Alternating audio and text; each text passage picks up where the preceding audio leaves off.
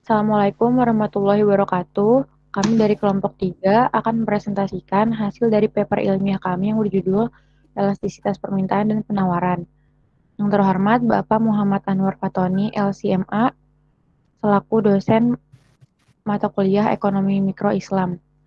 Sebelumnya saya akan memperkenalkan anggota dari kelompok 3 terlebih dahulu. Yang pertama ada Anggita Kristuti Fauzia dengan NIM 44, kemudian ada Viratasya Fitri Handika Fairul dengan NIM 45, kemudian saya sendiri, Nailah Meliana Dara dengan NIM 51, dan Syaika Najah Jamal dengan NIM 52.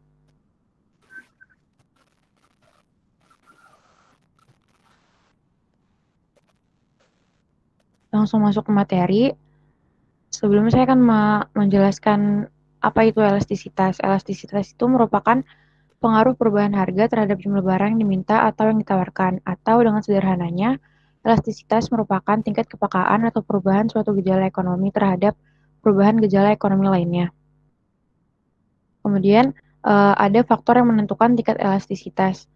Yang pertama itu banyaknya barang pengganti yang tersedia. Barang yang memiliki barang pengganti ini jenis permintaannya cenderung bersifat elastis. Kemudian faktor lainnya adalah jumlah pemakai. Ketika makin banyak jumlah pemakai, maka permintaan akan barang tersebut semakin bersifat inelastis.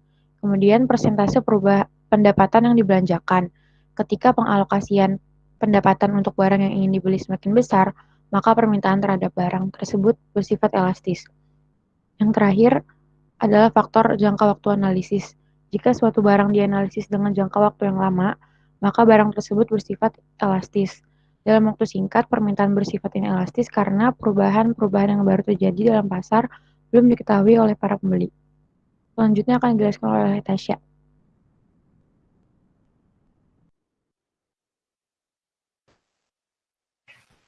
Elastisitas permintaan. Elastisitas permintaan yaitu mengukur seberapa pekannya jumlah barang tertentu yang diminta apabila harga barang tersebut berubah-ubah. Hukum permintaan mengatakan bahwa menurunnya harga suatu barang meningkatkan jumlah permintaan dan sebaliknya. Besarnya perubahan permintaan karena adanya perubahan harga tidak diketahui seberapa besar efeknya. Yang diketahui hanya perubahan jumlah yang diminta atau ceteris paribus. Next. Elastisitas permintaan dibedakan menjadi 3 macam. Yang pertama ada elastisitas permintaan harga, yaitu mengukur besarnya perubahan permintaan karena adanya perubahan harga menunjukkan perubahan jumlah. Yang kedua ada elastisitas permintaan pendapatan, menunjukkan batas besarnya perubahan permintaan terhadap suatu barang sebagai akibat dari perubahan pendapatan pembeli. Yang ketiga ada elastisitas permintaan silang, mengukur jumlah permintaan suatu barang berubah terhadap perubahan harga barang lain.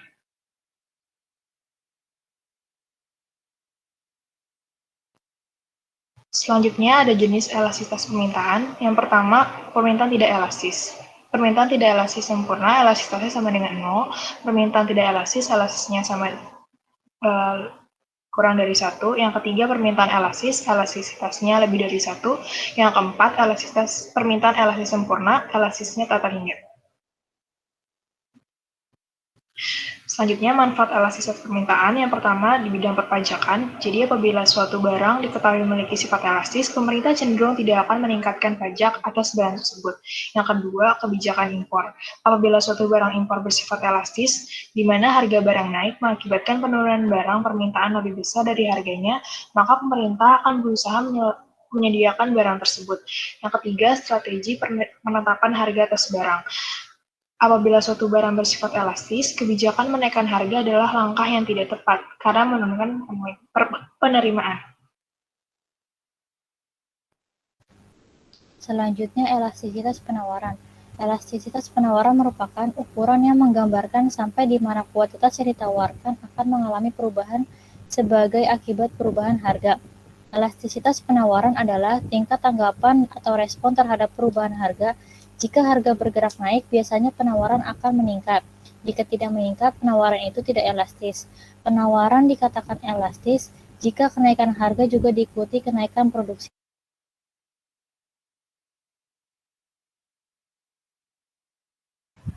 Selanjutnya adalah jenis-jenis elastisitas penawaran. Yang pertama adalah penawaran elastis, di mana besar elastisnya lebih dari satu. Kemudian contoh barang dari penawaran elastis yaitu kebutuhan mewah. Yang kedua adalah penawaran inelastis, di mana besar elastisitasnya kurang dari satu. Contoh barangnya yaitu kebutuhan primer. Yang ketiga adalah penawaran uniter, di mana besar elastisitasnya sama dengan satu. Di mana contoh barangnya merupakan kebutuhan sekunder. Lalu yang keempat adalah penawaran elastis sempurna, di mana besar elastisnya tak terhingga. Dan contoh barangnya yaitu kebutuhan dunia seperti gandum dan minyak. Kemudian yang terakhir adalah penawaran inelastis sempurna, di mana besar elastisitasnya sama dengan 0, dan contoh barang dari penawaran inelastis sempurna ini adalah kebutuhan tanah dan air mineral. Selanjutnya, faktor pengaruh elastisitas penawaran. Yang pertama, sifat perubahan biaya produksi. Apabila biaya yang dikeluarkan tidak terlalu tinggi, maka penawaran akan bersifat elastis. Yang kedua, jangka waktu analisis. Penawaran ini dapat dibedakan menjadi 3 periode waktu, yaitu masa sangat singkat, jangka pendek, dan periode jangka panjang. Yang ketiga, mobilitas faktor produksi. Jika faktor produksi memiliki mobilitas tinggi, produsen bisa menyesuaikan kapasitas produksinya sehingga penawaran lebih elastis. Yang keempat, stok persediaan. Apabila persediaan semakin besar, maka semakin besar pula elastisitas penawaran. Yang terakhir, munculnya atau menghilangnya produk saingan dan adanya terobosan untuk membuat barang baru.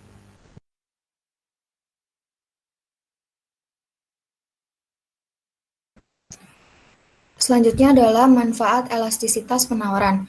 Manfaat penghitungan elastisitas penawaran lebih banyak untuk kepentingan produsen.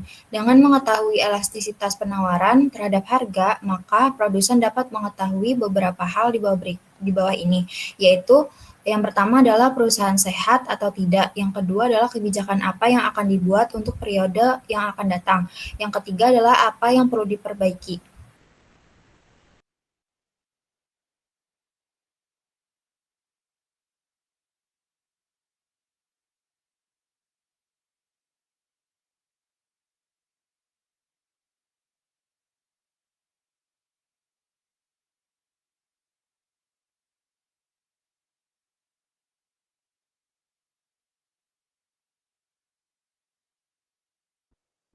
Sekian dari kelompok kami, kurang lebihnya mohon maaf. Wassalamualaikum warahmatullahi wabarakatuh.